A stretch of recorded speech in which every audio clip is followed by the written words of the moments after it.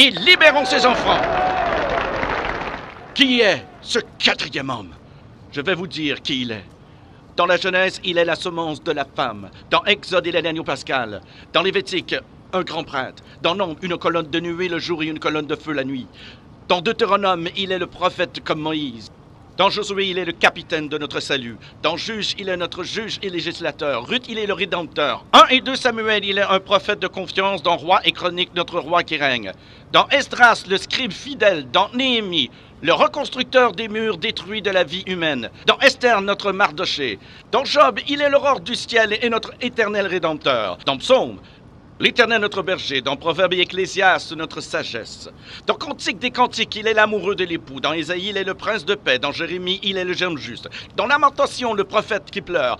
Dans Ézéchiel, l'homme aux 4 visages. Dans Daniel, le 4e homme de la fournaise ardente. Dans Osée, il est le mari fidèle pour toujours marié au rétrograde. Dans Joël, celui qui baptise du Saint-Esprit et de feu. Dans Amos, le porteur de fardeau. Dans Abdias, puissant sauveur. Dans Jonas, notre grand missionnaire. Dans Michée, le messager au beau pied. Dans Nahum, le vengeur des élus de Dieu. Dans Habacuc, l'évangéliste de Dieu criant « Accomplis ton œuvre dans le cours des années ». Dans Sophonie, le sauveur. Dans Agé, le restaurateur de l'héritage perdu. Dans Zacharie, la fontaine ouverte dans la maison de David pour le péché et l'impureté. Dans Malachie, le soleil de la justice s'élevant avec la guérison sur ses ailes. Qui est ce quatrième homme? Dans Matthieu, il est le Messie. Dans Marc, le faiseur de miracles. Luc, le Fils de l'homme. Jean, le Fils de Dieu. Acte, le Saint-Esprit. Dans Romains, notre justicier. Corinthiens, notre sanctification. Dans Galates, il est le rédempteur de la malédiction de la loi. Dans Éphésiens, il est le Christ de richesse infinie. Dans Philippiens, le Dieu qui pourvoit à tous nos besoins. Dans Colossiens, la plénitude de la divinité. 1 et 2 Thessaloniciens, notre roi qui vient bientôt. 1 et 2 Timothée, le médiateur entre Dieu et l'homme. Tite, notre fidèle pasteur. Philémon, notre ami qui est plus proche qu'un frère. Dans Hébreu, le sang de l'alliance éternelle. Dans Jacques, le grand médecin. 1 et 2 Pierre, le grand berger. 1, 2 et 3 Jean, il est amour. Dans Jude, le Seigneur venant avec 10 000 de ses saints. Dans Apocalypse, le roi des rois et le Seigneur des seigneurs.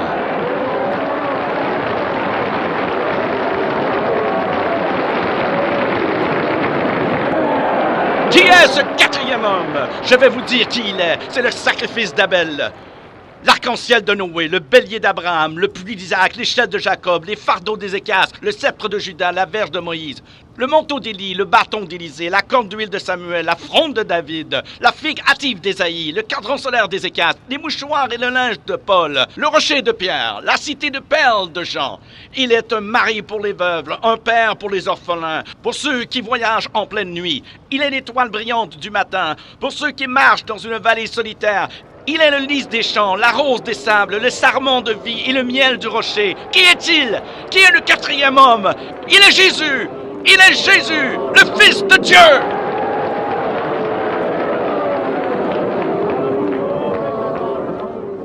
Le quatrième homme savait que les 3